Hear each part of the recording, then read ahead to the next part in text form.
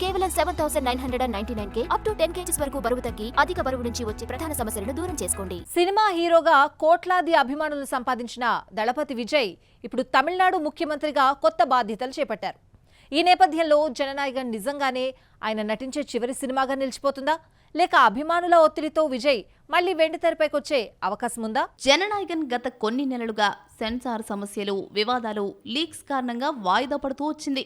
వినోద్ దర్శకత్వంలో రూపొందిన ఈ చిత్రాన్ని నిర్మాత వెంకట్ కె నారాయణ ఎప్పుడో విడుదల చేయడానికి సిద్ధమని ప్రకటించారు. కానీ సిబిఎఫ్సి నుంచి ఫైనల్ సర్టిఫికేట్ ఆలస్యం అవడంతో సినిమా విడుదల నిలిచిపోయింది. ఇప్పుడు సెన్సార్ ప్రక్రియ చివరి దశలో ఉండడంతో మరో 2 వారాల్లో విడుదలపై స్పష్టత వచ్చే అవకాశం ఉందని నిర్మాత తెలిపాడు. ఈ సినిమా విషయంలో అత్యంత ఆసక్తికరమైన అంశం ఏంటంటే, ముఖ్యమంత్రి అయిన తర్వాత విజయ్ స్వయంగా విడుదల ప్రక్రియపై దృష్టి పెట్టినట్లు ప్రచారం జరగడం. పూజా హెగ్డే, బాబీ డియోల్, మమితా బైజు కీలక పాత్రలో నటించిన ఈ భారీ చిత్రానికి అనిరుద్ రవిచందర్ సంగీతం అందించాడు. అభిమానులు టైటిల్స్ లో దళపతి విజయ్ కు బదులుగా తమిళనాడు ముఖ్యమంత్రి విజయ్ అని చూపించాలని కోరుకోవడం ఈ సినిమాకు ఉన్న ఎమోషనల్ ఇంటెన్సిటీని మరింత పెంచుతోంది. అయితే ఇది నిజంగానే విజయ్ చివరి సినిమానేనా అన్న ప్రశ్నకు స్పష్టమైన సమాధానం ఇంకా లేదు.